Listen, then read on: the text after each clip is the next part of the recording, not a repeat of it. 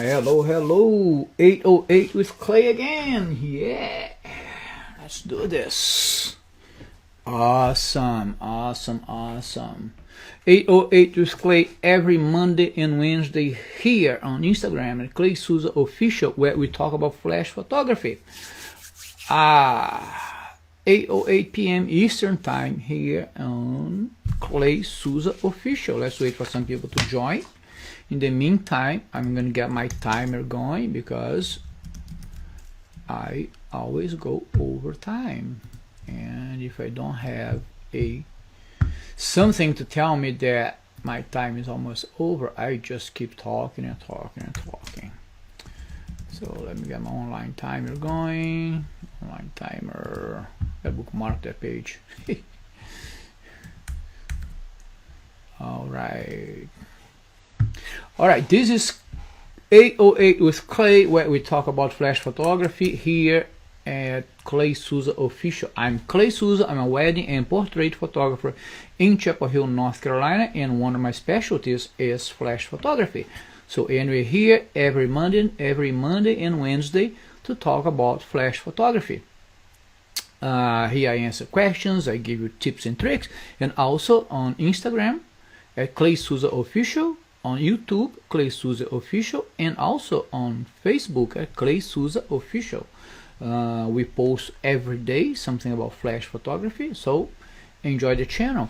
I see that Daz was able to log in today. She said she thought I blocked her, but apparently no, because she's here today. How are you guys? Daz is here, Jeff is here, Mark is here too, so that's cool. Thank you guys for joining. Let's wait for some more people, because today we're going to talk about something interesting. Very, very interesting. A lot of myths about photography and flash photography. Was operator error, Daz. Thank you guys so much for coming. Hello, hello. Good to see you all here on this Monday night. I hope you can hear me okay. I'm really close to the mic here, and let me know if you have sound problems, okay? So if you are new to this channel, thank you so much for joining. Every Monday and Wednesday at 8:08 p.m. Eastern Time, we're here talking about flash photography. Okay, every time, every one of those lives gets downloaded here on Instagram feed and IGTV, and then gets uploaded to YouTube and Facebook. You guys can see all of them later on. Good. Thanks for letting me know the sound is good. That's great. So, how are you guys doing? Did you guys have a good weekend? How was it? Let me know. What did you do? Anything fun this weekend? It's hot here, right? 95 degrees today. Did you guys do anything fun this weekend? It was a hot weekend where you were. Let me know what you did this weekend. We had a wedding on Saturday at the big Bella Colina mansion. Beautiful wedding. A lot of guests, a lot of Jeff said it felt like a mountain goat going up and down, right? Jeff was assisting me on that wedding. Yeah, it was an interesting wedding. Oh, did you have rain in Florida? Dad had rain in Florida. And this week, actually next week, we off to Shorterfest.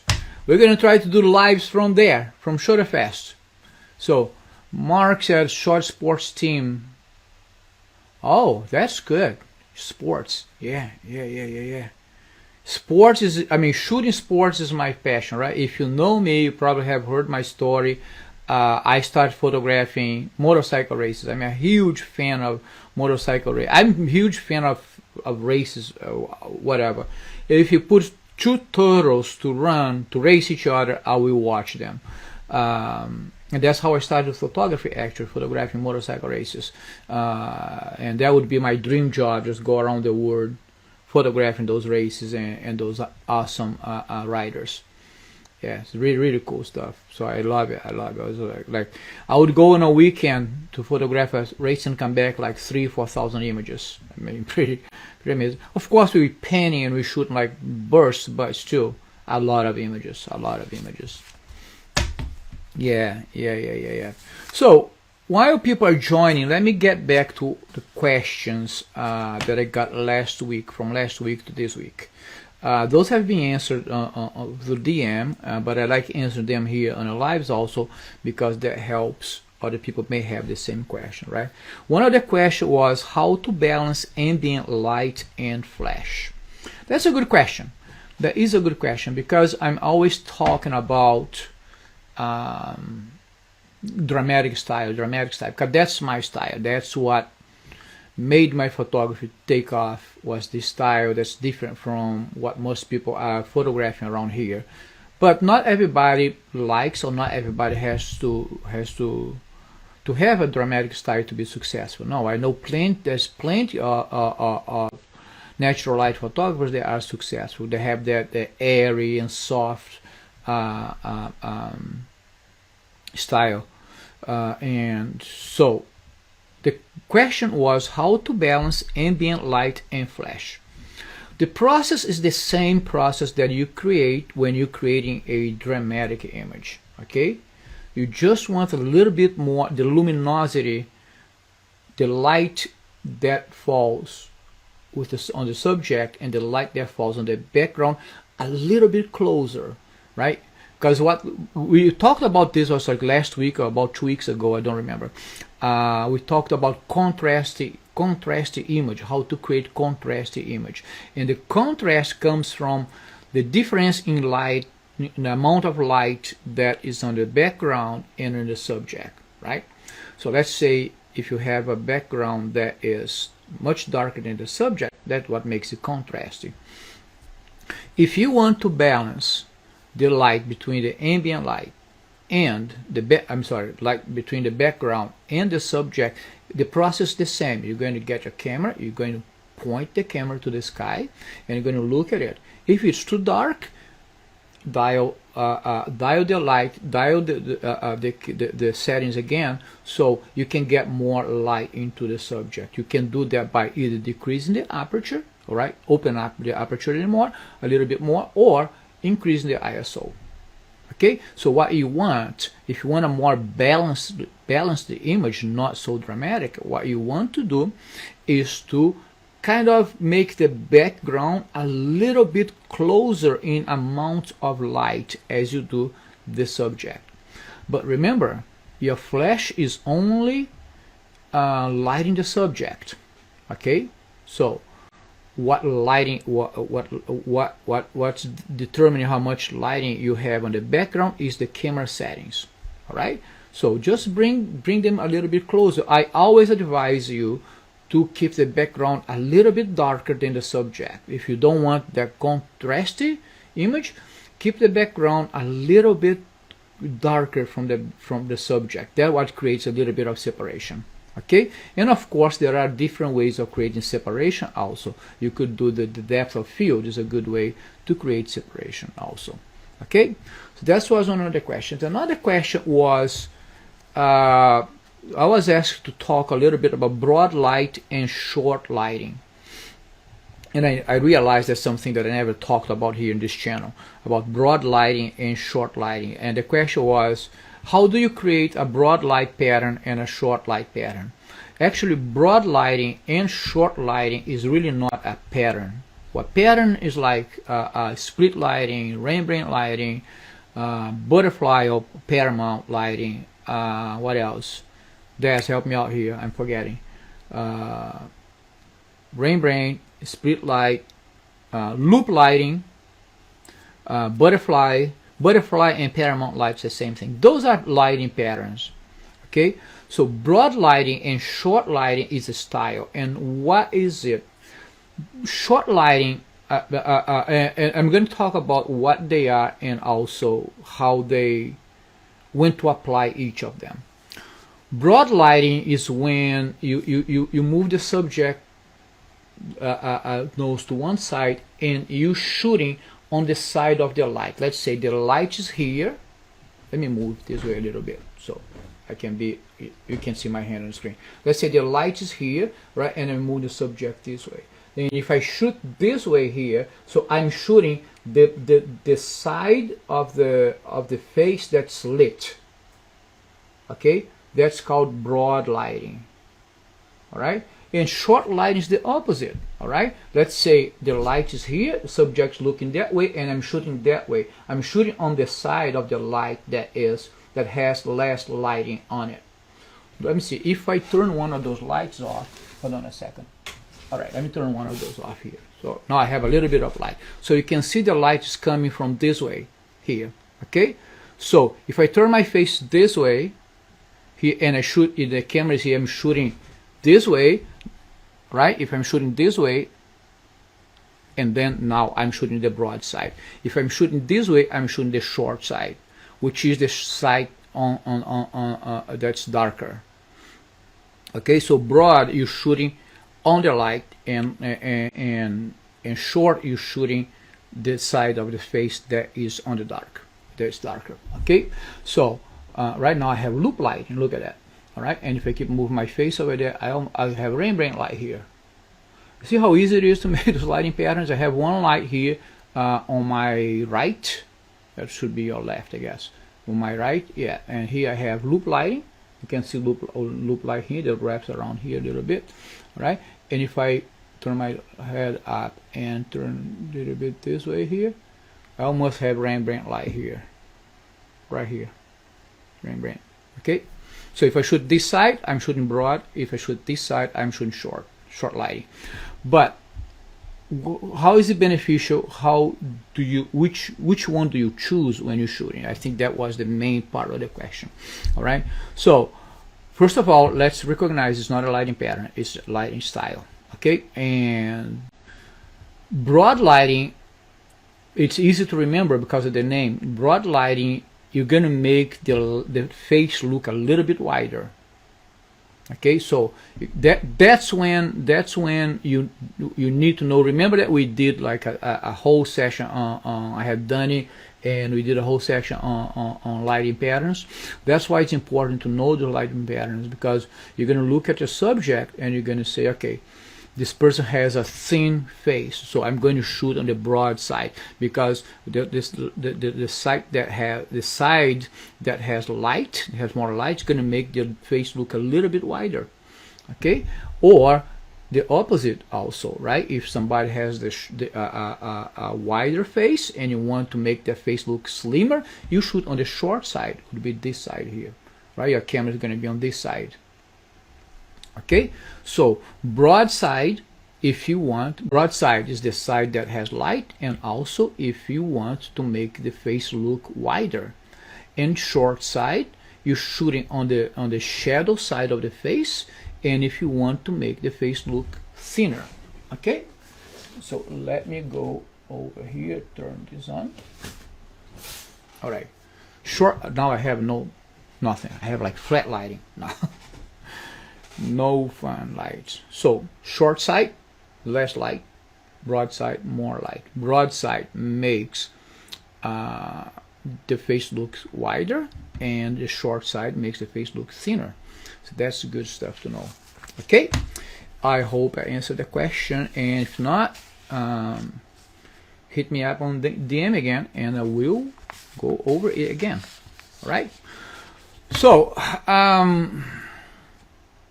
kind of want to talk to you about this whole thing of photography, flash, and what is a great configuration, you know. And why do I want to talk about this? Because I not only get asked this a lot. What is the perfect configuration for lighting, for flash and camera and flash? I'm saying that not only I get this asked often, but I've seen some people teaching that. And here where I have a problem with this,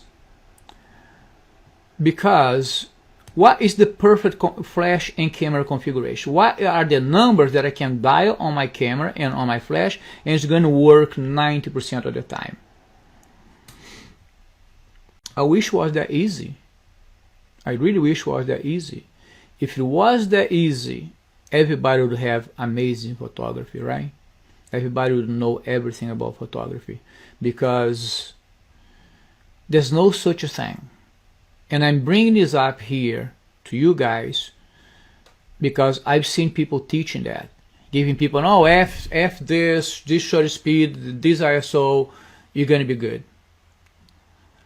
There's no such thing, because every situation is different. Every camera is different. Every flash is different. If you tell me that, okay, you start half power and put the light maybe like 2-3 feet from the subject. Okay, if I have a speed light, I have, let's say, half power, right? If I'm using a speed light, I have 25 watts of power. If I'm using AD200, I have 100 watts of power. If I'm using AD600, I have 300 watts of power. That's not how it works. Besides that, that's the easiest one to figure out, right? There's no such thing like one light does it all. That's why we have to have multiple stuff. And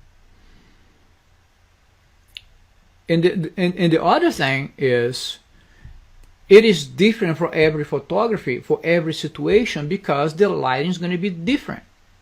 The lighting situation where you are is probably never going to be the same life situation where I am. And I get this asked, especially when we're doing like live shoots, right?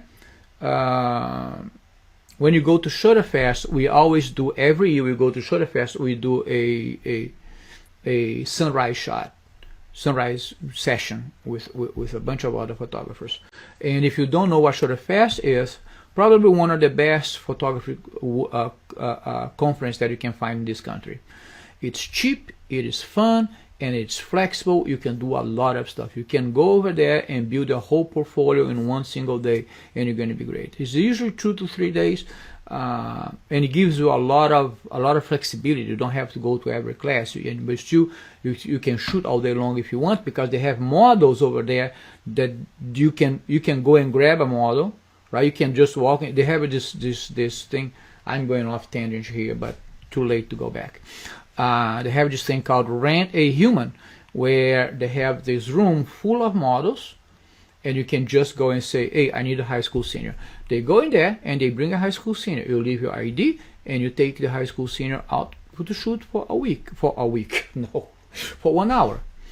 Okay, and then you can come back and say, I need a bride and groom. They will come back with a bride and groom, somebody dressed as a groom, dressed as a bride, and you have 1 hour with them. You can go back and say, I need a baby. I don't know. I've never seen baby. I don't think I ever seen babies there, but it wouldn't surprise me if they had some. So they have all kinds of genre there that you could really build your own portfolio if you start in photography right now. That's what Shutterfest is. And it's a great group of people. It really feels like family. I mean, I know it's cliche, everybody wants to say that, but it really feels like family. I mean, I made great friends. I mean, Daz is here, somebody that I met at Shutterfest. I think the first time I met Daz was Lunacy. It was a different photography conference from the same folks that make for Shutterfest. Met a bunch of great people. It was Lunacy, right? The first Lunacy, right, Daz? I think we met the first Lunacy. Great. We do this sunrise shot. Usually, this conference happens over the Easter week. My connection again. But because of COVID this year, they have to push this to September. It's going to be next week. So we're going to be all week in St. Louis, but we're still going to broadcast live. We're still going to do our lives. Okay, we may do it from there. Monday, I'll be here on Monday. So I'm flying to St. Louis on Wednesday. So I'm landing there. Next week's going to be crazy because we have a wedding on Tuesday. So I'm working here on Monday. On Tuesday we have a wedding. On Wednesday flying to Shutterfest. And we're flying back on Saturday and we have a wedding on Sunday. So it's going to be a full packed week, but we already knew that.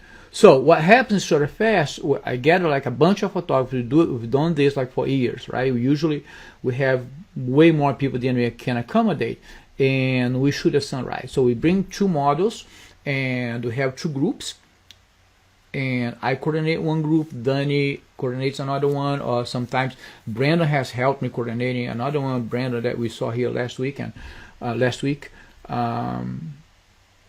And we do a sunrise shoot with a model, beautiful dress, and then again we have all kinds of levels of photographers there for that shooting. It is we have like really advanced people who don't need help, and we have beginners, people who need help, beginner photographers who need help, and we help them to get a beautiful image and a beautiful environmental portrait with the beautiful sky and sunrise, that type of stuff. So this year we're going to do it again. It's a known thing. People will start asking for this thing like way before time.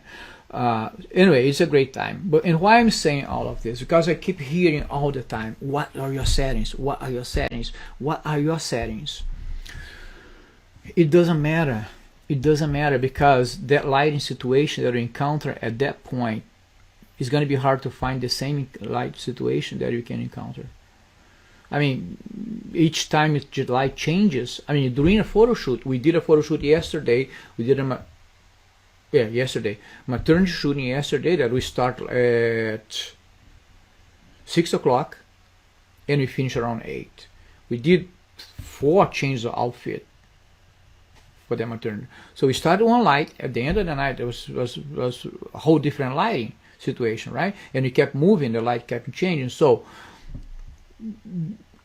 it's fine if you want to start a base thing, but don't get hung up on what people's settings are, because it's not going to work. It's not. I mean, if cameras react to settings differently, and lighting is different on every situation, so that question is not valid. Which leads me to the topic today: what is the perfect configuration on your camera and on your flash for an amazing picture? And the answer is, there is no such thing. I'm sorry, but there's no such a thing. That's why you need to know the exposure triangle like the back of your hand. How do you say it? The back of your hand or the palm of your hand? I don't know. You need to know that thing you need to know to a point where you don't think about it anymore, right? You need to know your flash positioning. You need to know your flash powers. You need to know when do you use the 200, when you use a speed light, when do you use a 600. You need to know those things. Once you start mastering this, everything becomes so easy. And I'll tell you, I'm gonna tell you a secret. When I started photographing, I already started 2 things that I did that most people don't do. I never photographed in a setting in my camera that's not manual. From the very beginning, I already started with manual. Once I was good at manual, I started experimenting with everything else. Okay? And second, I already started photographing with flash. So my pains of learning photography from the beginning was a little bit harder, because I had 2 more things to deal with. I had the manual settings and I had the flash. I have flash to deal with, flash power to deal with, right? So this is how I started. And I'm going to be honest with you, on my very first photo shoots, in the very beginning, it would take me 3 to 4 hours. They would last 2.5, 3 hours, 3.5 hours. Easily. Because I was, messing with stuff and moving light here and there and stuff. Remember that we talked about the mindset. Remember that we talked about the other day, we talked about having a game plan, knowing what you want at the end. So when you walk into a scene, you look at it and say, and you go like, I know what the image is going to look like. You have the mental image of the result. I didn't have that. So I was pretty much like putting lights up and moving them here and there, and to see something would stick to the wall, right, at some point. And then I said, well, this is not the right way to do this. And I would come back home, and Daniel would assist me, and Daniel would go like, can we do it faster? And I look at her, I'm trying, but it's hard. It's much harder than I thought it was going to be. Because I have all the theory. I knew all the theory, I just didn't have the practice. I just had to practice. Besides, although I was practicing, but it wasn't enough to become something that was second nature. Yeah, in the beginning was hard. My shoots would be long, 2.5, 3 hours, sometimes 4 hours. I have shot engagement sessions that last 4 hours. Today, I look at it and said, they are good images, they are very good images, but my thing is like, how the hell did they still hire me for the weddings? I mean, it took like 4 hours to shoot the engagement session, but the images were good, so I still got hired to do the wedding. It happens to everybody. We need to be aware of that. But because there is no such thing as one setting, one set of numbers, or one set of settings that's going to work on every situation. There's no such a thing. If somebody tells you that, they're lying to you. And I've seen some people teach that. Oh no, you put your camera here, you put your diode camera this way, it's going to get you there. No, it is a lie. It's simple. Use those settings at 12 o'clock in the afternoon and use the settings at 7 o'clock at night. Let's see if they're all going to work. And I'm that honest, guy. I've seen people teaching that, charging money to teach that. So this is not possible. So the question, the answer to what is the perfect configuration of your camera and your flash that's going to create an amazing image. There's no such thing. There's no shortcuts in photography. You need to learn the exposure triangle. You need to learn your flash photography. You need to learn all of this to create an amazing image. With all that said, I want to bring up another thing here. Some years back, I was thinking, what are the foundations of my photography? Because I mean, you may not think of me as somebody who thinks a lot, but I think a lot. I mean, I'm always thinking, and sometimes I have some really shallow thoughts, and sometimes I have some really deep thoughts. And those are hard because sometimes I can get away with them. I can get out of it. And I'm like, I start thinking, what are the pillars?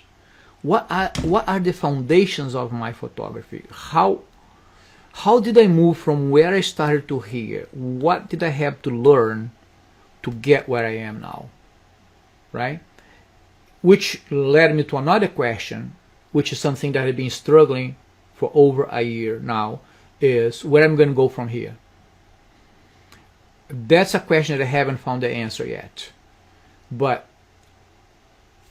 going back to from the beginning of my photography life to today, what is the foundation? What are the things that are most important to create an amazing photography? Because that's what we want. We want an amazing photography. We don't want good enough photography. We don't want okay photography. We want an amazing photography, right? And thinking about it, there's got to be something. Because I can't give you the camera settings. I can't give you the flash settings. I cannot. But there's something that I need to give you that, at least for you to go out and research and learn with me, learn with somebody else, learn on the internet, whatever you want. Just be careful with the internet. What are those three things that make my photography what it is? And I nailed down to three things. One is composition. I believe that I have a strong eye for composition. And when I say composition, I'm talking about shooting lower, shooting higher, finding elements on the scene that's going to bring attention to your subject, not to anything else. Although I still fail sometimes I still shoot too much eye level. That's what I want to get. I still shoot too much eye level. one of the exercises that I'm going to be doing from now on, because from that exercise I started looking at my image and saying, okay, what is missing? What is missing, right?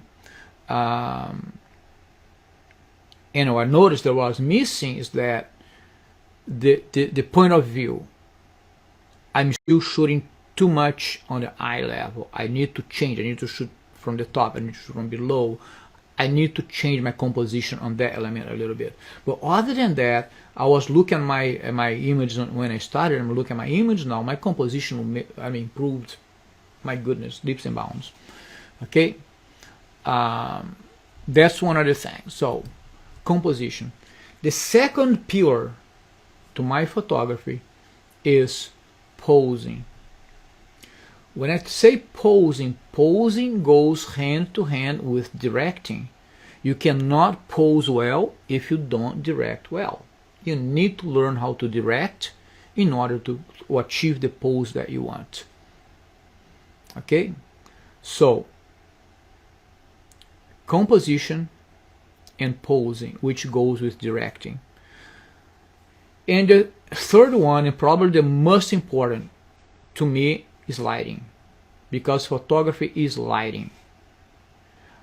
Y'all have heard me saying I don't hate on natural light photographers. I don't, because natural light has its place in photography. I know very successful very successful photographers who are natural light photographers.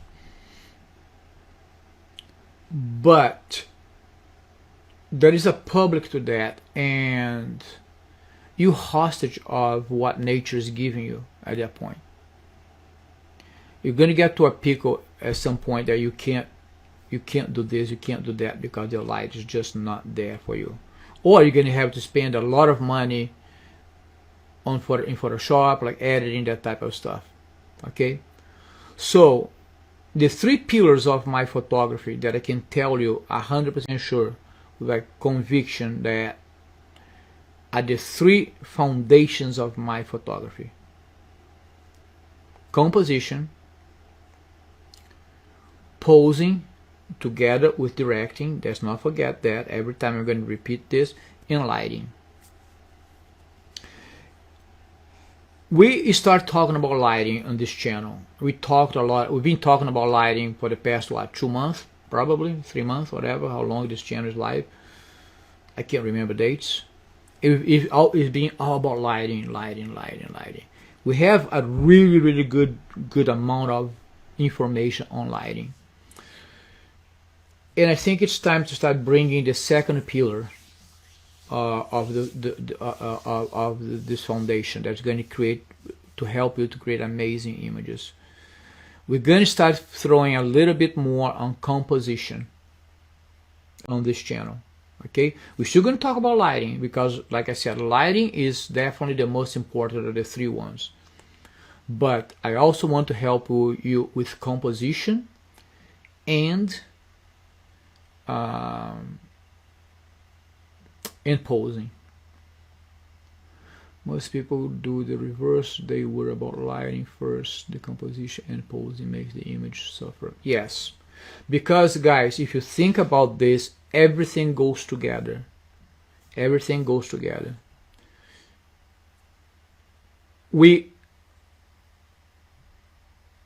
The posing is going to go together with the lighting. It goes together with your vision, to create your vision, right? So that's why I keep telling you, it's good when you get to the point in your photography where you can see the final image in your head. When you walk into a scene, you can see the final image in your head. That is going to be your map to create the image that you want. Remember when I showed that picture of the high school senior playing the guitar, where I put the flash and that created that very dramatic image? That's what has happened. So I walked in there. I knew he was bringing his guitar. I knew he was bringing his amplifier. I knew what I wanted to do. I wanted a dramatic image, because he's a rock and roll player. I mean, I can't just create a soft light with that guy.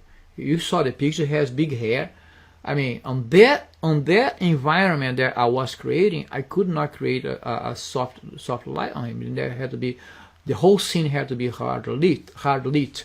So that's why it's important to have that mental vision of what you want to your final image to look like. But for that to happen, you may have the light right, but if you don't have a good composition, if you don't have posing, a good pose, it will fail. If you have good pose, but the composition and the lighting is bad, it will fail. Right? And the same thing with the posing. If you had good composition, good light, though the posing sucks, it's going to fail. So just like your exposure triangle, we're going to walk through all those three pillars here on this channel. Lighting, which we've been talking about a lot, composition, and posing together with directing. Okay, so why am I telling you this? I'm telling you this because I want to give you the tools to create amazing images. It doesn't matter if you shoot for fun, doesn't matter if you photograph, for clients, doesn't matter. Especially if you do clients, then you want, if you do weddings, if you do whatever you do, if you shoot your family. I want you to look at your image. I want this to be like before and after. I want you to look at those images before you start coming to this channel every week, twice a week here with me. I want to look at down the road. I want you to look at your image before and after. And I have given you plenty of instruction on lighting. We're going to start now incorporating lighting with composition and posing. So you're going to build the second and third pillar together with lighting, always going back to the concept from the point of view of lighting. Okay, I think this is gonna be really good. It's gonna open up a lot of opportunities, open up your mind a little bit about photography, because it's doable. It is doable. So let me ask you this question here, and put that on the chat there for me. I mean, this is really important for me to know. Where do you struggle the most today? Where do you struggle the most? Do you struggle with lighting, composition, or posing? What's your biggest? What hurts more today? Right? Do you get in front of the client and you blank out? You don't know how to pose, how to direct? Let me know here in the comments, if you will, because that will help to guide me. So Mark said posing is a big challenge. Yeah, it is a big challenge, especially, I mean, guys have a hard time posing, communicating, right? I mean, how to direct, and posing is direct with direct. Anybody else have any other pain that is hard for them to? Tell me what's hard for you right now in between lighting, posing, and composition. I'll let's do this. I'll put the question on my story, and you guys can answer it. I think that's gonna go better. Okay, so just recapping everything. What is the perfect configuration of your camera and your flash to create an amazing image? The answer is none. There's no such a thing as one setting does it all. You have to learn the exposure triangle. You have to learn how to light. You have to learn all of those little things, because that's what photography is all about. Learning those little things is not about the destination, it's about the journey. All right. Okay, Michelle is saying sometimes she has a hard time balancing flash with natural light. That was actually one of the questions tonight that I answered here live.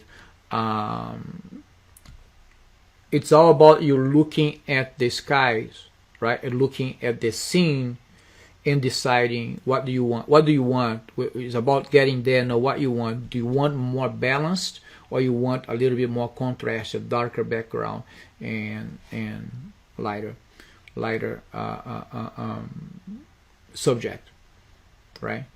It's all about the amount of contrast. So if you want an image that's more balanced, light-wise more balanced, what you want to do is to put more light on your background, right? So once you dial the light for your background, and then you put more light on your background, your subject still have to have more light than your background. So that's how you make it pop. But if you don't want that too contrasty, you need to bring the light into the background, not more light into the subject. Otherwise, looks like it's fake. Have you ever seen those pictures where it looks like somebody photoshopped someone in the scene? They were not there. It looks like they're not there. It's because the contrast between the scene and the light is too much. Usually there's too much light hitting the subject and not enough light hitting the background, and that's what you don't want. So go back, if you want to watch the beginning of this. So as soon as this live is over, I'll upload this to Instagram, and you're gonna see it. I talked about that, was one of the questions to the beginning, how to balance. The question was how to balance the ambient light in Flash. Okay, well, I think I talked a lot today already. It's 8:51. My goodness, went over. See, not even with the timer I can be on time. All right, guys, thank you so very much for watching. Thank you for keep coming like every week. I hope this is being beneficial, and I'm going to post that question there. What's between lighting, posing, and composition? What is the biggest challenge that you have today? All right, that's going to help me to guide the upcoming conversations. Okay, thank you so very much again. All right, and I appreciate you come here. And if you're watching this on Instagram, or if you're watching this on YouTube or on Facebook, head over to our Instagram, which is Clay Souza Official, where we do live every Monday and Wednesday at 8:08 p.m. Eastern Time to talk about flash photography. Okay, and also on our Instagram, every day we have some posts related to photography. So join us, let's learn together, because we're all here learning together. Okay, thank you guys so very much. Have a great night, and I'll see you on Wednesday. Bye.